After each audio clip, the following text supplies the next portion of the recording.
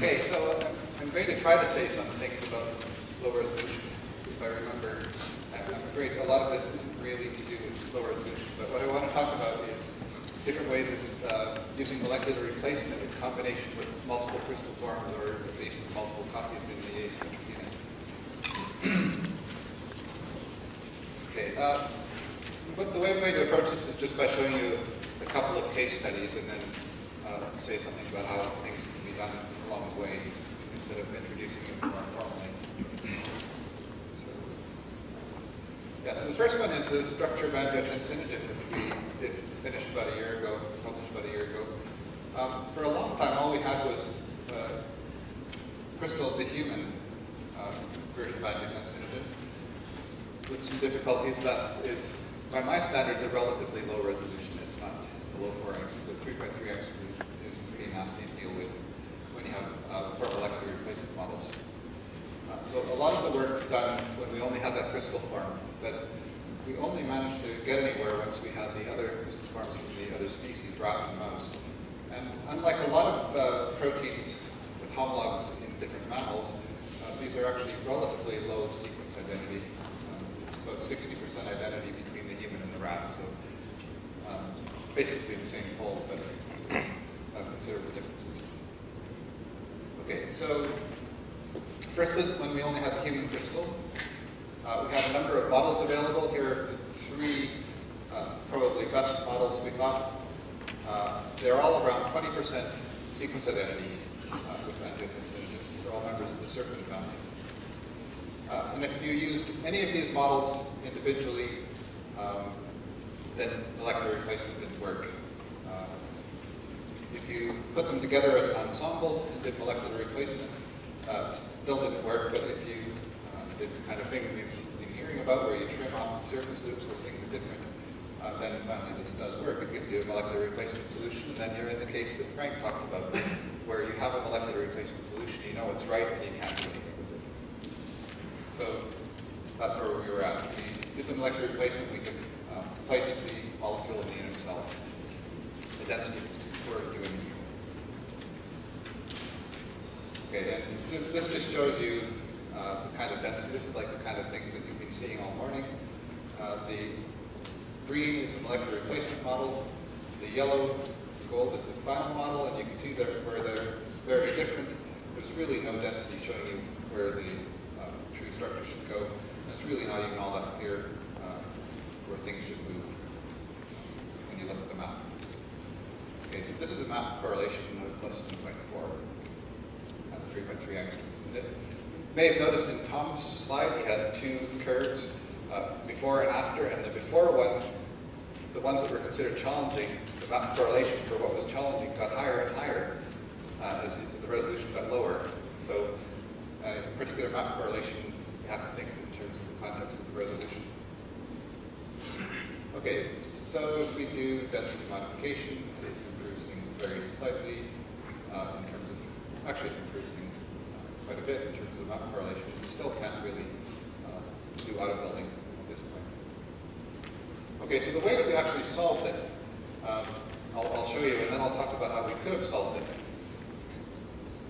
What we did was we took the human crystal, soaked it in gadolinium chloride, got some derivative information, which actually only goes to about 4 angstrom resolution. It improves the density somewhat. You still can't fit the model in there.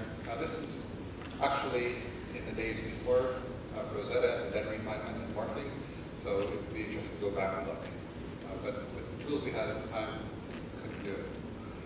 But what I wondered about is that this density should look more like the true density for angiotensin than the original model. And I wondered whether we could make use of these other crystal forms that we'd encountered by then. Now, we couldn't solve these by molecular replacement with the same models. But what I could do is I could cut out the density from this map for the human. And with one of the 4 other crystal forms, the rat C2 crystal form, I could find 2 copies of that density and get a molecular replacement solution with that. And then carry out twofold averaging on the 2 copies of density. If I remember correctly, this is I can't remember now. This is either 3.1 or 2.8 angstroms. That's the resolution of these two forms. And then with that density, which is now a better density for the rat angiotensinogen, you can find 2 copies in the other rat crystal form, and then carry out 4-fold multi-crystal averaging, get a better density map. And that density map was good enough then, finally, to build a reasonable model of angiotensinogen, rat angiotensinogen. Right, so then I can take that model, solve the mouse crystal form, and if you noticed, one of the mouse crystal forms had data in 2.1 angstrom resolution, and when that model was refined, finally, by having 5 different crystal forms of 3 species, take the model and go back to the human and resolve it, and build a good model of the human angiotensinogen. Okay, so let's see, okay. So what I wondered about after doing all of this, coming to this meeting was a bit of an incentive to actually play with this a bit. What I wondered was whether that gadolinium chloride experimental phase information was really necessary for this procedure to work. Because it wasn't really all that strong phase information. So what I did was I repeated the whole thing, but left out that phase information. Just cut out the density from the model phased human map. Now, you remember how horrible that map looked. But it looks probably more like the human angiotensinogen than the original molecular replacement model. In fact, we can carry out the whole procedure again without any experimental phase information at all, just using the improvement in the density that comes from the FOBS information. Gives a good enough molecular replacement model to then solve one of the rat crystal forms, which can then be used after 2-fold averaging to solve the other one. The whole procedure again, you get a map that is actually good enough to build things. So let's show how this works. This is looking at a similar region rat structure. And now you can see that after molecular replacement with the human density and 2-fold averaging, then it's now clearer where this helix is in the final model, and you're getting a little bit more information about the stuff that's missing. Map correlation is 0.44. And because this is a 2.8 angstrom map, that's a lot better than a map correlation of 0.4 with a 3.3 angstrom map. Now, just to see what I've given up by not using the experimental phase information, starting with the human map, I've lost a bit in the map correlation. Okay, after 4-fold multi-crystal averaging, then get improved density, you can see that now we're getting a lot more detail about the things that are totally missing from the starting model map correlation 0.53. That was better with the gadolinium, but still this map is good enough that just by applying procedures like auto-build and going back and forth and rephasing and re-averaging, you can solve the structure completely from this point. Okay, so this is useful, just to slip in a little tiny bit of biology here. This then allowed us having the structure of angiotensinogen. Now, I don't know if you know about this. Angiotensinogen is the source of the angiotensin peptide. It's cleaved by renin, and then after another step we get angiotensin 2, which raises your blood pressure. But the bond that's cleaved is buried in the structure of angiotensinogen on its own. We did manage to crystallize the complex with inactivated renin. And you can see that peptide bond has to move by something like 20 angstroms to get into the active site. And there's some interesting things that happen in terms of this loop having to rearrange. And it's a loop that's linked by a disulfide bond to the bond that's cleaved. Now this is the only actually low resolution part of the whole thing. This structure was determined at 4.3 angstroms. And actually it was pretty straightforward to solve, so I can't really say much about it. The thing that I would like to see is whether Frank can help me to make a model of what's happened in the parts that are rearranged that I'm not embarrassed by. So if you look at the PDB structure for this, I know that this loop has moved from here to somewhere around here, but I have no idea what the details. Nonetheless, it's an interesting thing which allowed us to actually build some hypotheses and test them, and came with this whole story, which is that it turns out that angiotensinogen exists in a form where this disulfide bridge that links the two things that move can either be oxidized or reduced, and if you, in cases of increased reactive oxygen species, oxidative stress, then you get more of the disulfide link form. It turns out the disulfide link form is a better substrate, and it leads to an increase in blood pressure. That's our hypothesis. And we found there's actually a correlation of the ratio of oxidized and reduced that goes with the presence or absence of preeclampsia, which is this disease of high blood pressure in pregnancy. We have this model which seems to be borne out to a certain extent by the data that angiotensinogen is serving as sort of has this disulfide bridge is sort of a switch that modulates the blood pressure, and it's part of what's going on in preeclampsia. So I can't resist showing this. This was picked up by some of the newspapers, including The Sun, and if this had been on page 3 of The Sun, then the young woman probably wouldn't have had any clothes on, but it wasn't on page 3. The bit that I liked the best was this quote: "British authorities have found the cause, we didn't say that, of pregnancy killer preeclampsia." And it's great after being in Britain for 12 or 13 years that I've become a Boston.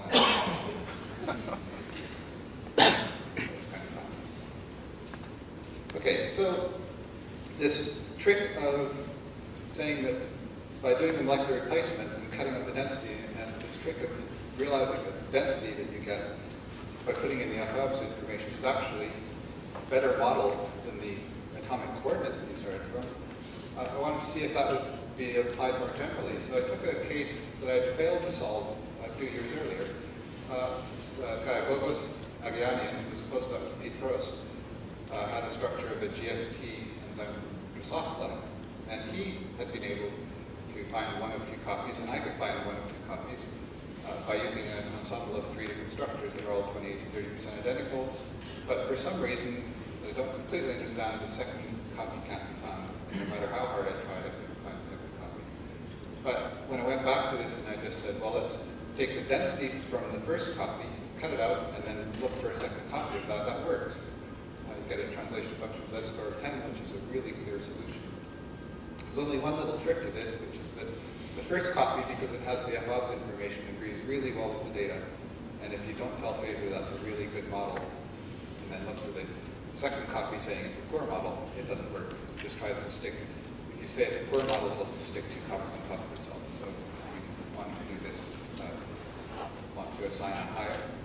Use it as 2 copies, one where you say there's a low error, low RMS, and 1 copy where you say there's a high RMS. We're going to be automating this in the tool Phaser Brunette, which Gabo Vinkasi is developing. So this might just happen automatically without the user being aware of it. Okay, so when I was invited, I was actually asked if I could talk about using low resolution, slight non-isomorphism in averaging to cell structures. And I didn't actually have a case where I could say much about it, but it prompted me to look at a data set that we've been failing to solve, and actually in the last couple of weeks I've managed to solve it, so now I can talk about it a bit. So the starting point of this is to think about how does averaging add information. So we're doing electron density averaging between different copies, either in the same crystal or between crystals. How does that add information? And probably the most useful way of thinking of this is through this sampling theorem that Claude Shannon described and other people independently discovered, which is that if you take a Fourier transform of something and you doubly sample it, then you can reconstruct it perfectly.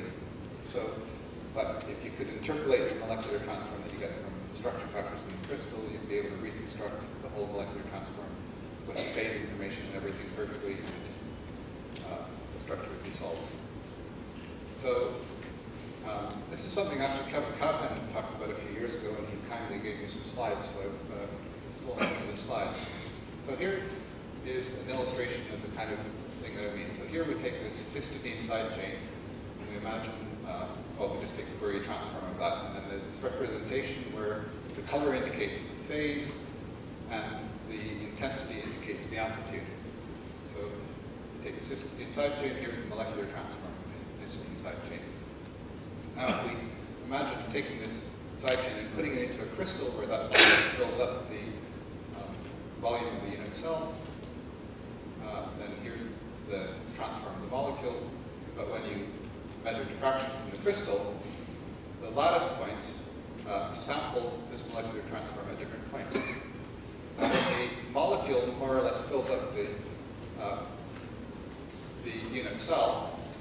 Actually, the width of these features in this transform of the contents of the unit cell is related to how big the unit cell is.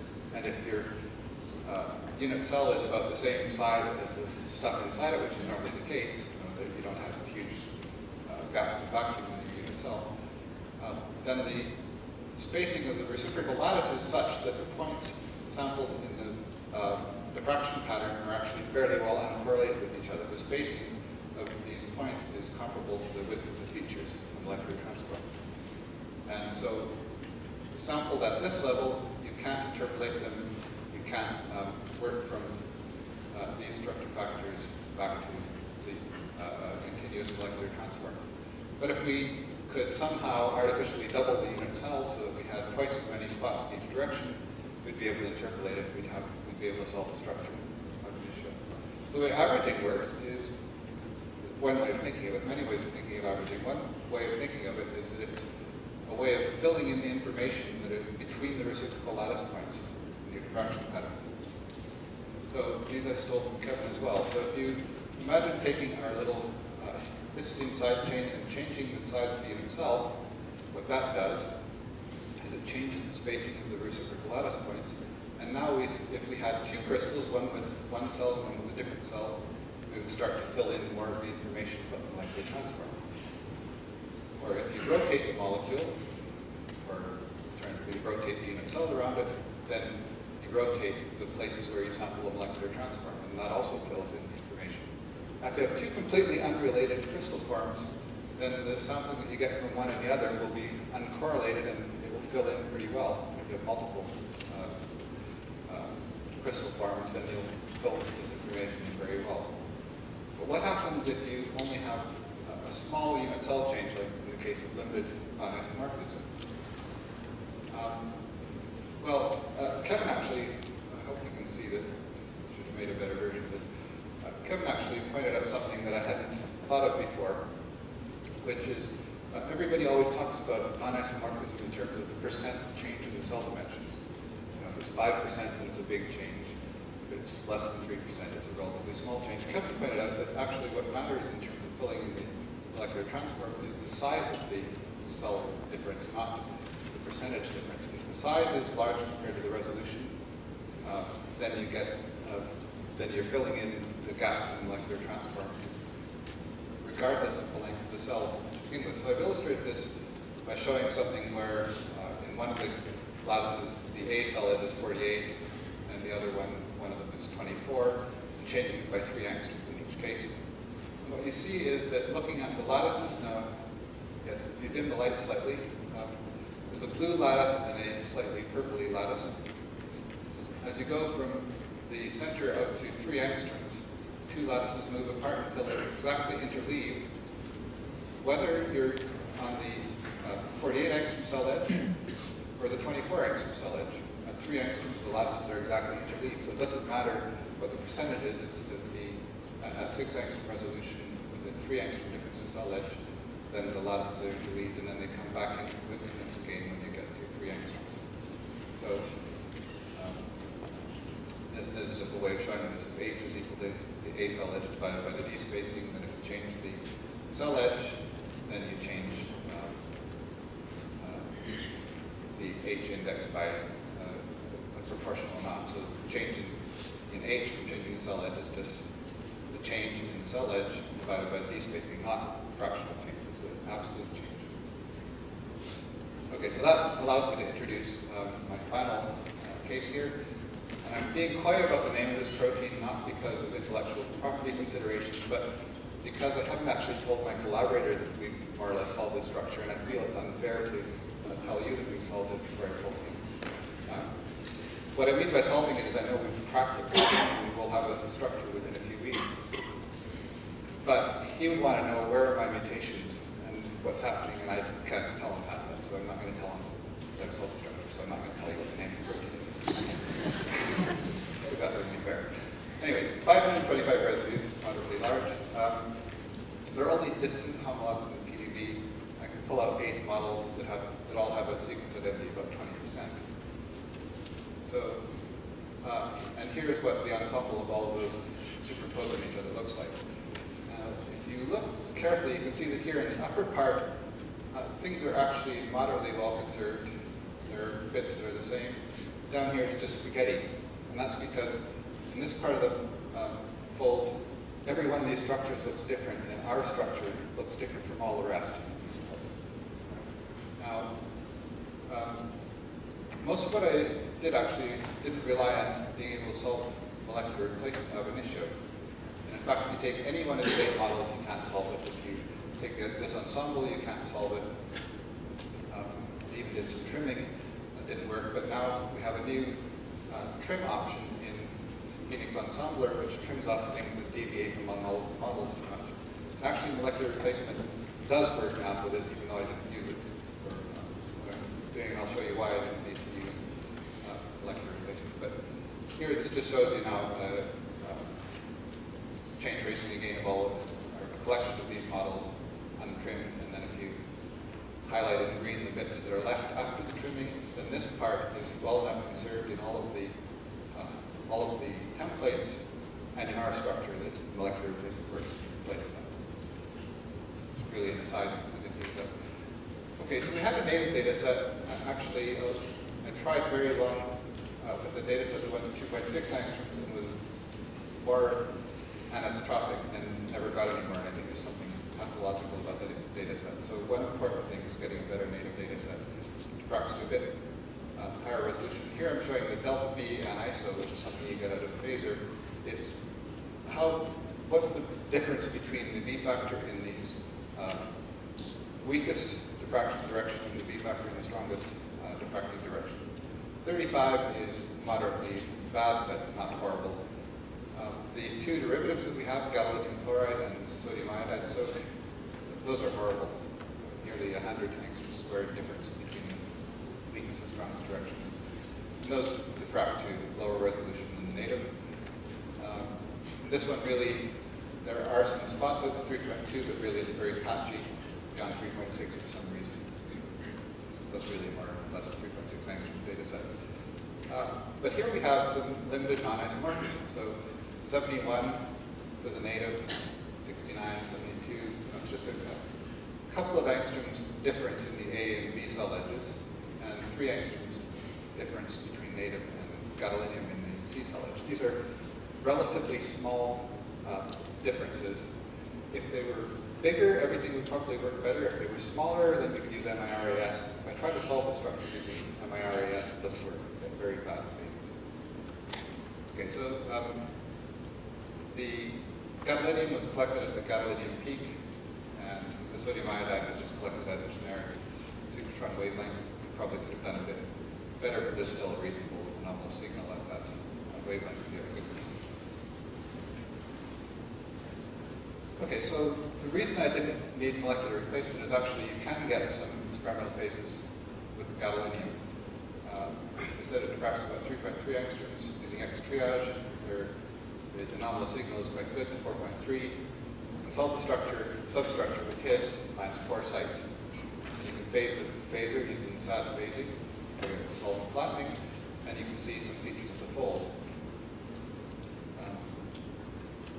And so then I used that map that I got from the gadolinium chloride derivative to do real space molecular replacement. So this is something that you can do in phasor that you could also do for docking something into an EM map, for instance. It's taking a model and docking it into density. So what you do is cut out the density where you think there's a molecule, back transform that, and treat that as observed data.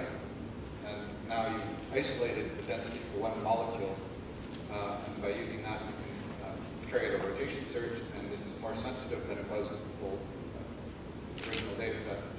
And once you've got an orientation, you use a phase translation. And this gives a very clear signal of how to place one of these models into the density of this gadolinium. So that indirectly solves the molecular replacement problem.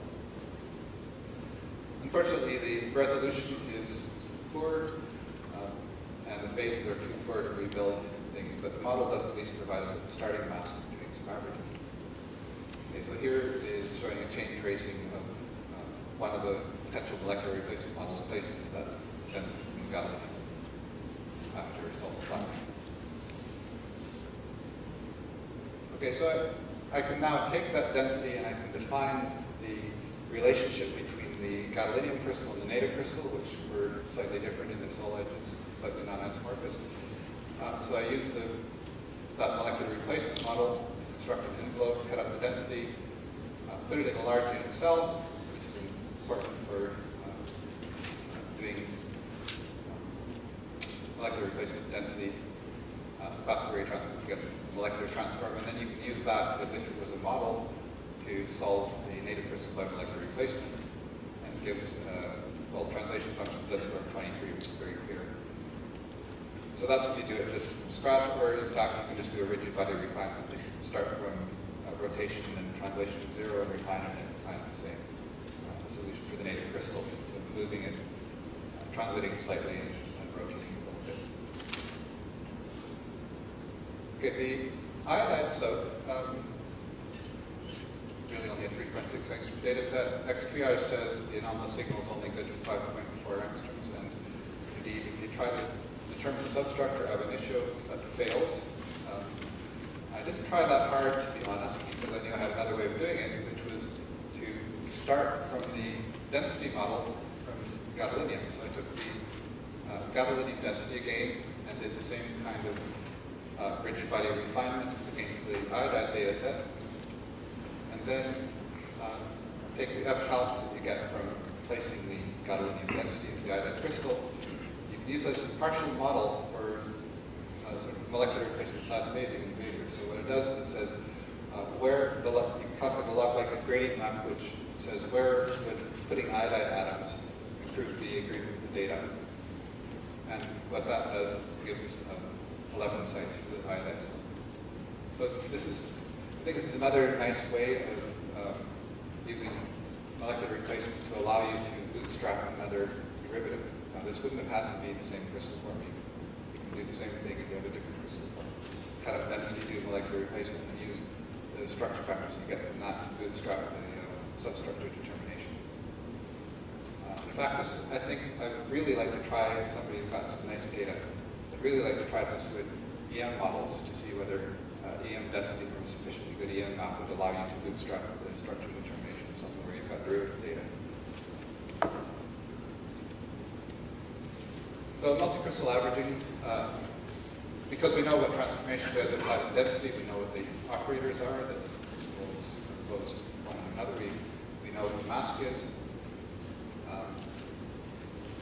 Okay, so what we can do is multicrystal averaging, which I did with Tom Twilliger's and Phoenix about the multicrystal average tool. And that gave an average map. And then I used morphing to morph the model that I placed in by real space molecular replacement. Morph that model into the average density of the native crystal, improve the correlation slightly. I think I could probably do a better job of this than I did. I don't think I understood what I was doing as well as I should have at that point. But anyways, things work. So initial model building, you can build with Phoenix Auto Build into this average native map, starting from that morphed model, and it builds 360 residues out of 525, assigned 170% of the sequence, and these aren't brilliant, but they're better than random RNR-free. And an important feature now is to take this model and go back and improve things iteratively. So if I now take that improved model and I go back and put it into the gadolinium and sodium iodide data sets and repeat the substructure determination, I get a different set of, or a more complete set of sites, multicrystal averaging on the new maps, auto build, using manual rebuilding, that's what I did anyways, and repeat it with this even further updated model of multicrystal averaging. The important point here is that this iteration, by improving the model that I started from, has actually improved my anomalous substructures. So instead of having 4 gadolinium sites, I have 8 sites. 2 of these are split, so it's really 6 sites plus 2 where initially merged sites would be split. Sodium iodide improves from 11 to 14 sites. So this will improve the phasing information slightly better than that model. And here's the point at which I handed it over to my postdoc, Michael Mitchell, who would come back from holidays, and he's supposed to rebuild this now. But, lucky Michael. But for some reason, auto-build is left out some bit, but that's kind of handy from my point of view, because now I can see that it's an easy way of showing you there's information in the density map about what the model should look like that wasn't in the model from which some structure factors were calculated. So here in yellow is the model that was used to calculate the phases that went into this multi-crystal average map. And you can see clear density where actually the original model said there should have been strand in other places. But there are other places where you can see where loops are that didn't come from any of the molecular replacement models. So that's why I'm convinced that you can trace a lot of the chain already, and I'm convinced that in a couple of weeks we'll have an easy dark after. Okay, so a lot of what I've talked about, these are things that people have done over the years, but they're not used as much as they ought to be. And one of the reasons is the tools for doing them are really inconvenient. So cutting out density, I should update it. We have a web page that goes through a whole script of what you have to do with CCP4 programs, avoiding bugs in some of the programs, whatever, to cut out density and compare it to molecular replacement. I was talking to Tom about that. He came up with a one-line command Phoenix.cut out density, which you give it a PDB file and an MTZ file, and it gives you back a new MTZ file that corresponds to the density where your model was, put into a sufficiently large range cell that you can use in molecular replacement. Kevin Kaufman has since then written something called CMAP that will be in the next version of CCP4. So that part is much easier. And now with these little one-line tools, we can build bigger tools that allow us to automate things even more. Molecular replacement density has been doable in MALREP for a long time, and for Phaser for a less long time. That works very well. SAT phasing starting from this density. I'm not aware of any other tools, but perhaps there are for doing that. You just start from the FCalcs that you get from replacing the density in molecular replacement, and use log-like gradient maps to get new sites. And this can be used, I think, in a lot of applications, including bootstrapping from an EM structure to phasing an X-ray structure, and multi-crystal averaging, GM multi and Phoenix of multi-crystal average. And so the tools are getting better, and they should get even better yet. So I mentioned Gabor is going to be working on the trick of cutting out density to find another copy of the molecular replacement model for difficult molecular replacement problems. And we're going to be talking to Tom about automating some of these other things. Okay, so and it's acknowledgements. The work on Phaser that I talked about relies very much on what Aaron Employees put into it. Gabor's been writing a lot of the tools that go with it, like the sculptor tool, the ensemble tool. Work on angiotensinogen is a long collaboration with a lot of people, including Mike Murphy and Fiona Broughton-Pippin, who did the stuff that allowed us to prove that what we were seeing was physiologically relevant. Protein X is a project that's being done by a variety of people. Michael, who's hopefully rebuilding it as we speak. I will collect some of the early data sets. Yeah. Tom showed this slide before, but a lot of these things we're doing are only possible because of the fact that we're in this Phoenix project with all these nice tools. And I think it was lovely to see what Frank had to say about how easy Phoenix, the way the tools being put together, how easy that made it for him to put together this new Rosetta refinement. It's great to be part of this collaboration. And I thank you for your attention.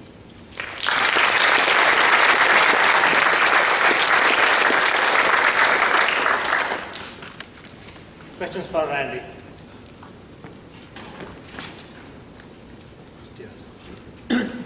So it's great to see people getting back to multi-crystal averaging with modest non-isomorphism,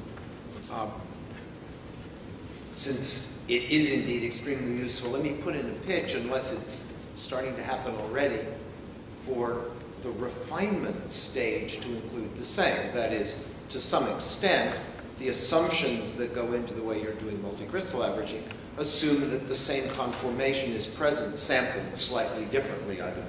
And therefore, one ought to be able to put, be able to refine the same conformation against multiple sets of data. Where does that stand in Phoenix? I'm sure you can't do that right now. I know you can't. When faced with this, what we had to do was basically make an average density, make the pseudo F-calcs or F-obs as you had done, refine against that, go back to the individual data sets and so on. It was quite painful. So a plug for Phoenix folks here to do that. It's one of those nice things but difficult things that's been on the to-do list in draft proposals for quite a while. I realize. And someday it will happen, but it's really not trivial. In the meantime, if you look back at a paper we did in 2005, you can see at least a very poor man's, genuinely poor man's way of doing it. Well, often the poor man's way of doing it is a really good stepping stone. It might be worth just implementing that.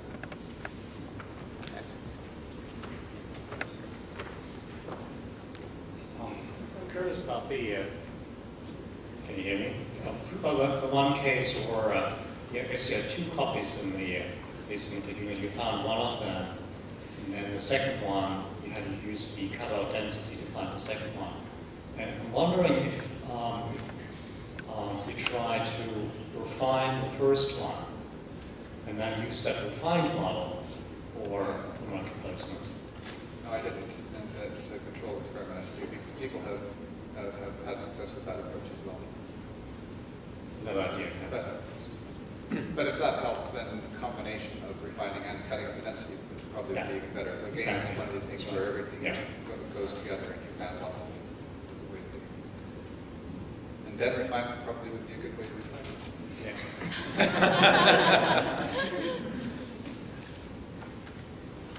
Any other question for Randy? Randy, I have a question. Yeah. So when you cut out the density, is it like blurring the information? Is it equivalent to increase the B factor in the model? It shouldn't be.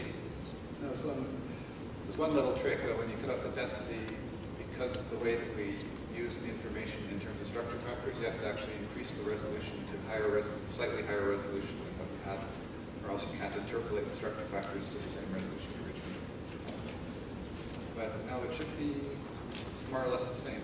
So we can cut out the density from an MIR map and put it back in, reconstruct the structure factor, you get back more or less what you started.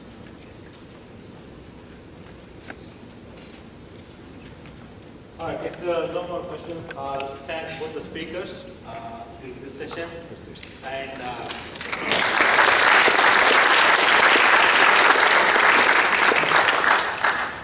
we will break for lunch now, and we will meet back here at 1:30. And Dina is going to guide us where to go for lunch. So first of all, I want to